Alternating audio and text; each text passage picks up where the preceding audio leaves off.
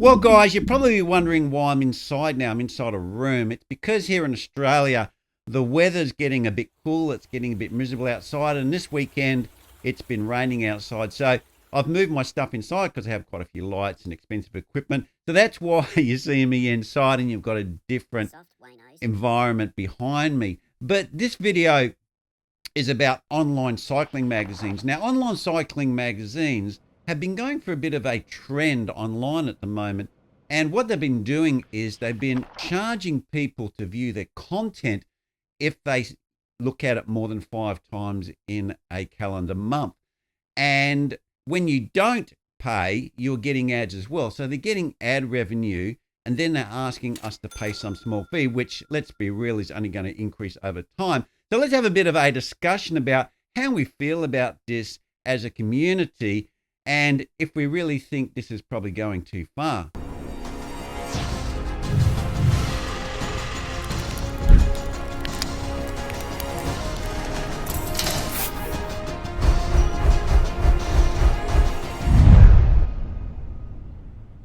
Now let's just have a look at the number one channel that everyone's aware of, which is Global Cycling Network. Now, Global Cycling Network has many, many different channels. They've got tech channels, they've got road channels, they've got mountain bike channels, they've got triathlon channels, they've got all sorts of channels.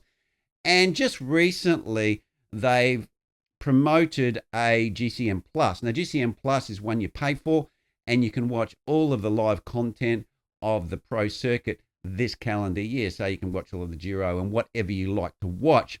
So that's a really good option. And I think that is reasonable because when you're watching that sort of content, they're having to pay a huge fee to get the license to be able to live stream that on their channel. So really, I can understand that there's significant cost to GCN to offer this service. So they really can deliver it to you, even though you have to pay for a small fee, and you're all doing it via their channel and their network. Now, GCN currently are not charging people to view their channels like, the normal everyday channels where they talk about things like, a new bike that's come out, which is like their road cycling one, their mountain bike, their tech one, all those channels they have, you can watch them on YouTube and you just need to put up with the normal ads unless you get YouTube Premium, which I do believe reduces the ads or eliminates the ads altogether. So you either have a choice. You have a choice where you can watch the ads and YouTube and the content creator gets some money, or you can pay YouTube and some of that money goes to the creator, but you're getting it ad free. So you have those two options. But what I see some of these cycling magazines are doing, they're kind of wanting a double slice of the pie. It's like double dipping. So what they're doing is if you watch their channel, you've got to put up with the ads and to view their content, and the ads are significant. And you probably know this, a little video comes up in the corner and half of the screen is ads, and there's one flicking up the top, something to do with whatever that they're getting money from. Could be something cycling related like Swift, and then there'll be a little video in the corner advertising something as well, and normally you have to click on that to stop it playing because it's cutting into your bandwidth. So those are the sorts of things, and it should be that you can watch it like that.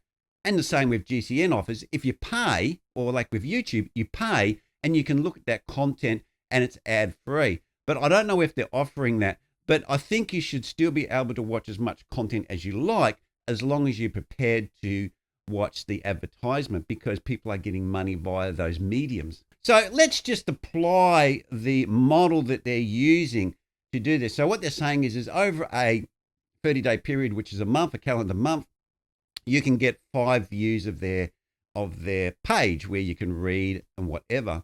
Now, on that 5 times that you can view, you have to put up with the ads. And if you want to view any more content, you only get to see the top bit. And if you want to read it all, then you have to pay this fee, which is usually probably $3 or $4 a month. So it does add up. Now, let's just say that YouTube channels started doing that, or YouTube started doing it. So, you're watching Waynos Fotos, and you get 30 seconds into the video, and then all of a sudden, ding, a little screen comes up and goes, "Hi, thank you for watching. If you'd like to watch the rest of this video, please subscribe to Waynos Fotos and pay $3.99.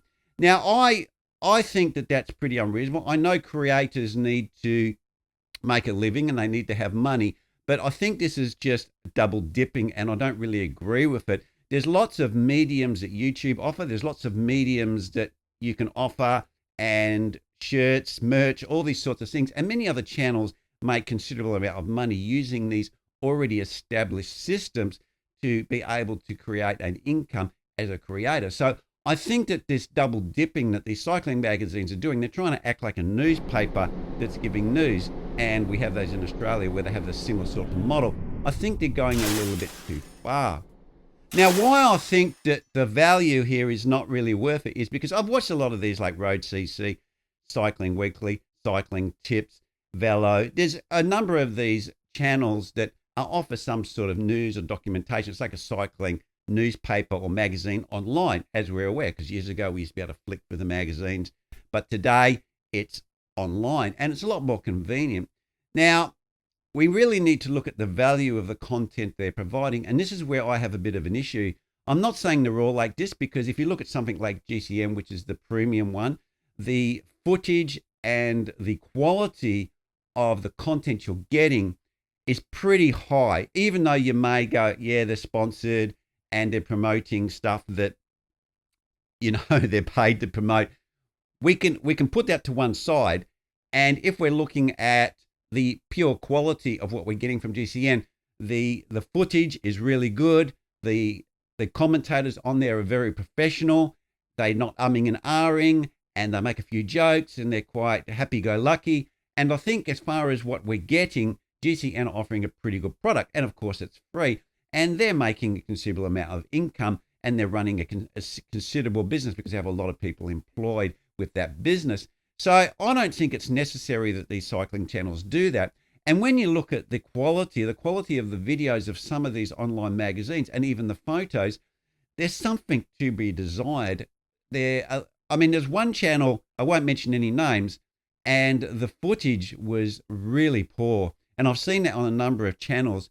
If they're charging us, they should be having professional videographers. They should have good sound, and we should be getting a top product. But that is not what we're getting. We're getting a pretty mediocre quality, pretty average type video from these channels. And I think that them acting or applying a model that relates to professional newspapers and so forth, where they have professional editorials and cameramen and videographers, I think this is a bit much, because I don't think the quality they're offering really is at the same level as, say, someone like GCN, or say a newspaper that is asking you to charge for their content to read a little bit further down the page.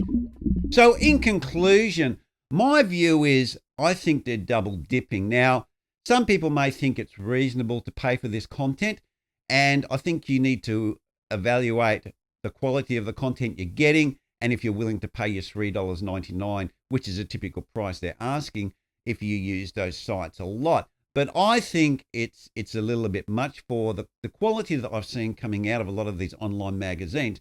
So guys, leave your comments down below. Do you think this is a little bit rich from these online magazines, and they should really be looking at other revenues that don't charge the viewer up front?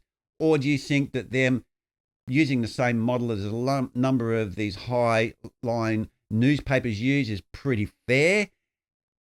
Let me know, guys. Let me go, because maybe I'm just, seeing this a bit harsh, and I'm being a bit harsh on them. Well, anyway, guys, that's where I'm going to leave it. And remember to smash that like button, and remember to subscribe down below if you're a Ninja watcher, because that'd be really appreciated.